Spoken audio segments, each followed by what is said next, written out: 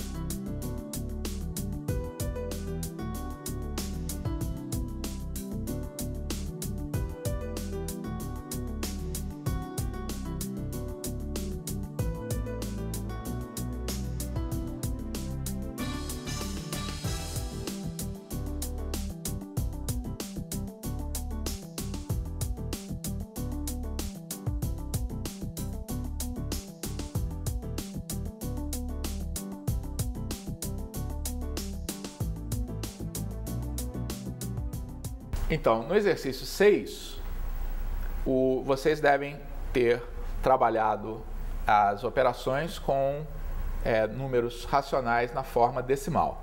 Da mesma maneira que eu fiz no 5, eu vou trabalhar aqui, vou mostrar a solução apenas da parte A, tá? E as demais ficam para a parte presencial. Então, na parte A, se pede para calcular a soma desses dois números decimais, 12,31 mais 0,2. Tá? Da mesma maneira que para somar frações, nós tivemos que fazer a mesma coisa que tínhamos que fazer para comparar frações, ou seja, escrever as frações sob o mesmo denominador, a ideia aqui é a mesma que nós usamos ao comparar números decimais. Fica muito fácil você somar ou subtrair números decimais quando eles estão escritos com o mesmo número de casas decimais. Então, a forma de efetuar essa conta, naturalmente, é escrevendo esses números de tal maneira que a vírgula esteja alinhada, tá? E para a gente não se confundir, completando aqui com zero. Não é obrigatório, tá? Mas fica mais simpático se a gente completa com zero as casas que estão faltando, tá? E aí, uma vez que a gente faça isso, na verdade, se você esquecer a vírgula, o que nós estamos trabalhando é esses números escritos sob o mesmo denominador, que no caso é 100, né? Porque a segunda casa decimal representa 1/100. Tá? E aí a gente pode efetuar essas contas, pensando momentaneamente que esses números são números inteiros, depois recolocando a vírgula no seu lugar. Então, simplesmente efetua e obtemos como resposta 12,51. Tá? Aqueles de vocês que encontraram 12,33, tá? Tem que dar uma olhada nisso aqui com mais atenção. Tá? O 2 não entra aqui no 1, tá? Porque quando você escreve nessa forma, esse 2 representa décimos, tá? E não centésimos. Ok? Muito bem. No próximo exercício, nós vamos trabalhar com a noção de porcentagem. Então, a ideia desse exercício é que vocês revejam essa noção, que, no fundo, é mais uma forma de nós representarmos números racionais, quando esses números racionais têm o significado de uma razão entre duas grandezas de mesma natureza. Então, o que se pede aí nesse exercício é que vocês escrevam cada um desses números racionais, que estão exprimindo aí uma razão, sob a forma de porcentagem. Um tempinho para vocês fazerem.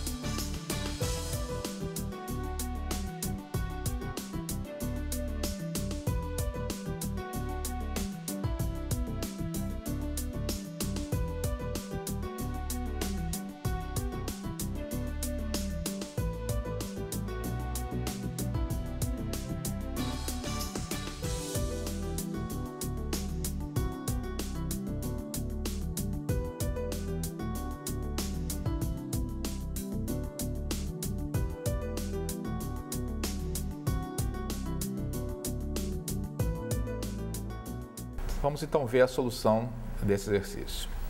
Então, nesse exercício, nós temos diversos números racionais, alguns escritos sobre a forma de fração, outros sob a forma de número decimal, e queremos exprimi-los como porcentagem.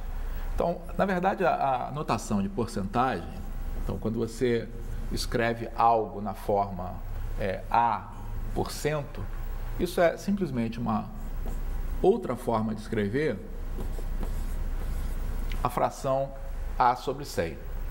Então, porcentagens são muito utilizadas no cotidiano porque fornecem uma maneira padronizada da gente se referir a uma fração que facilita a comparação entre elas.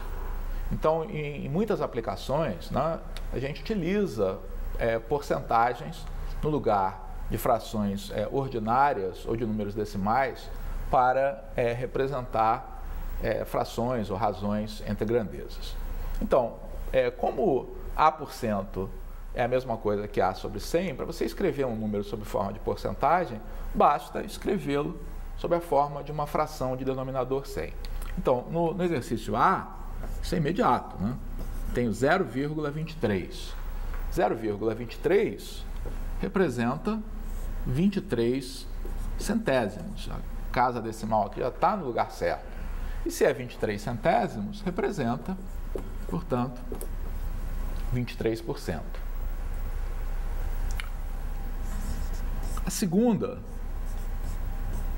número racional é o número 1/4.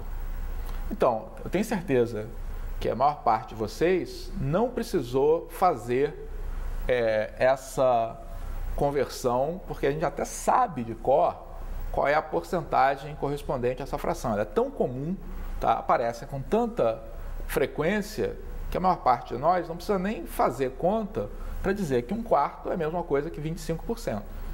Mas a maneira de chegar lá é escrever como uma fração de denominador 100, tá? Ou, equivalentemente, transformar no número decimal. Para transformar numa fração de denominador 100, eu estou multiplicando o denominador por 25, logo vou fazer a mesma coisa com o numerador. Então, isso corresponde a 25 sobre 100, que é igual a 25%. Finalmente, o último exemplo é 0,025. Então, quem escreveu 25% se precipitou. Tem que tomar cuidado, tá? Esse número que está aqui, tá, tem a casa dos centésimos nessa posição. Então,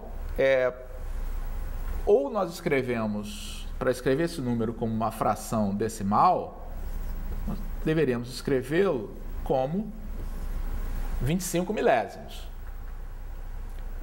Bem, mas eu quero escrever como uma porcentagem. Então, nós estamos insistindo em escrever o denominador como sendo 100. Não tem problema. Mas aí você precisa dividir o numerador por 10, da mesma forma que o denominador.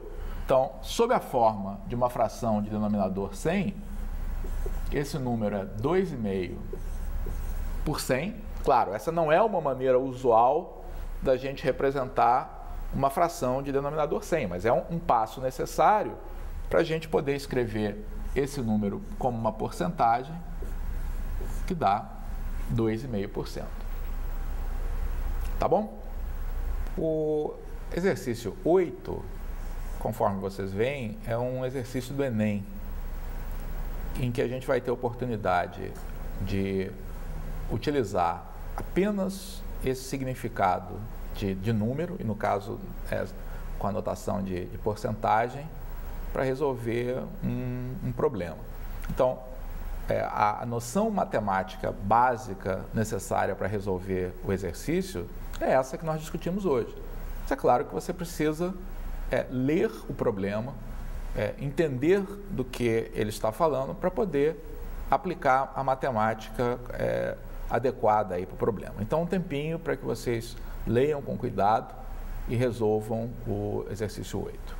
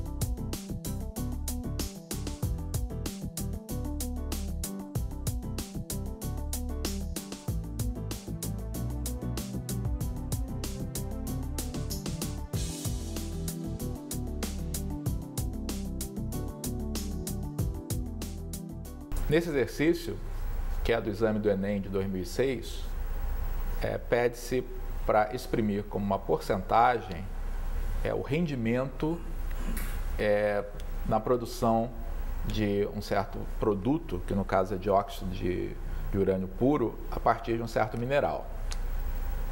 Então, o que nós temos que entender aí dessa situação? A informação do problema é que para produzir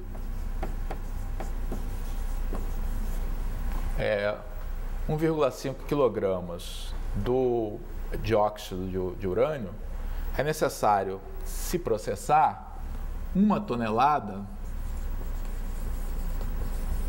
de minério. Tá? E a pergunta do problema é qual é o rendimento do processo. Então, o que é o rendimento do processo? É escrito como uma fração, como uma razão, que relaciona a quantidade de material que é extraído do processo sobre a quantidade do material bruto utilizado.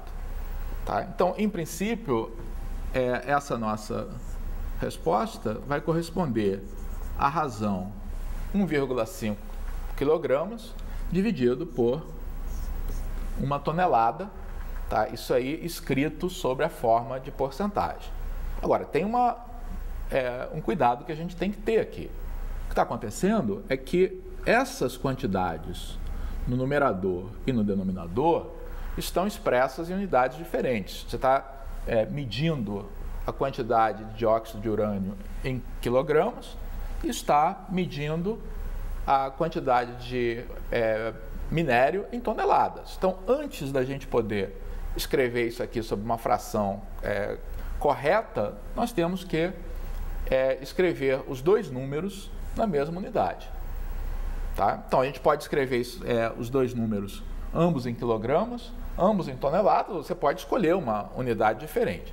É muito mais fácil, tá, se nós escrevemos tudo em quilogramas, porque para passar de tonelada para quilogramas, a gente multiplica, tá, enquanto para passar de quilogramas para tonelada, a gente tem que dividir. Então, o mais simples da gente fazer é conservar o 1,5 quilogramas do numerador e no denominador eu vou ter 1.000 quilogramas.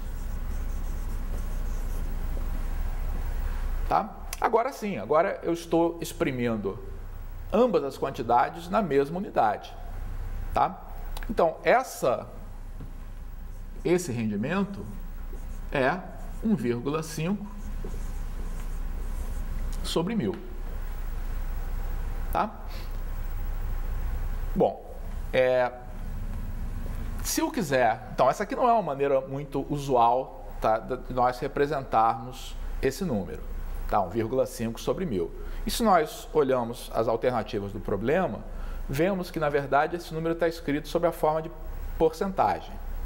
Tá? Então, como é que a gente faz para escrever esse número sob a forma de porcentagem? A gente precisa fazer com que no denominador apareça 100 no lugar de 1.000. Tá? Então, o mais simples para a gente fazer essa conversão, tá, é escrever essa razão, forçando a aparecer o 100 no denominador. Tá? Como? Bom, para passar de 1.000 para 100, eu estou dividindo por 10. Então, eu vou ter que fazer a mesma coisa com 1,5. Dividindo 1,5 por 10, isso equivale a movimentar a casa decimal uma casa para a esquerda.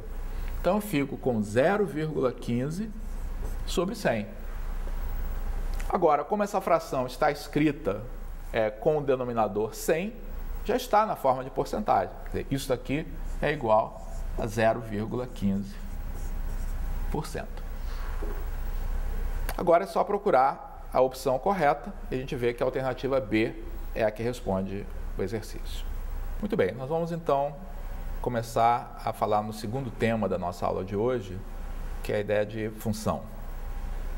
Esse é um tema central da matemática, especialmente da matemática do ensino médio, e corresponde à ideia fundamental de se estabelecer uma correspondência entre duas grandezas, de tal modo que, fixado o valor da primeira, o valor da segunda esteja determinado. Então, existem muitas situações na vida cotidiana, nas ciências, nas demais disciplinas que vocês estudam, em que esse conceito seja utilizado. Do ponto de vista matemático, nós olhamos para uma função como sendo uma correspondência entre dois conjuntos. Mas não é uma correspondência qualquer. Ela deve satisfazer a condição de que cada elemento do primeiro conjunto, que nós estamos designando por A na ilustração, corresponde a exatamente um elemento do segundo conjunto. Então, nem pode haver elemento do conjunto A para o qual não haja um correspondente em B. Isso é proibido se a gente quer ter uma função. E também não pode haver um elemento em A para o qual sejam designados dois correspondentes em B. Então, em resumo, para cada elemento do conjunto A, a gente tenha um único elemento do conjunto B. Notem que nós somos muito exigentes com relação ao conjunto A, mas não somos nada exigentes com relação ao conjunto B. Em B, pode haver elementos que não correspondam a elementos de A, e também pode haver elementos que correspondam a mais de um elemento de A. O caso mais importante ao se trabalhar com funções ocorre quando tanto o conjunto A quanto o conjunto B são subconjuntos dos números reais. Porque nesse caso, cada um dos elementos do conjunto A pode ser representado em uma reta, que normalmente nós colocamos na posição horizontal. Cada um dos elementos do conjunto B pode ser colocado em outra reta, que normalmente nós colocamos na posição vertical, e cada ponto de correspondência entre um elemento de A e um elemento de B equivale a um ponto do plano cartesiano. Então, com isso, estão colecionando todos os pares ordenados, em que a primeira componente é um elemento x de A, e a segunda componente é o elemento f de x correspondente a esse elemento, nós obtemos o que a gente chama de gráfico da função. Então, nos exercícios que nós vamos fazer a seguir, nós vamos utilizar essa noção fundamental e vamos recordar alguns dos conceitos associados à função. Então, eu peço que vocês peguem a apostila e resolvam o exercício 1 da parte de funções. Vou dar um tempinho aí para que vocês possam pensar no problema.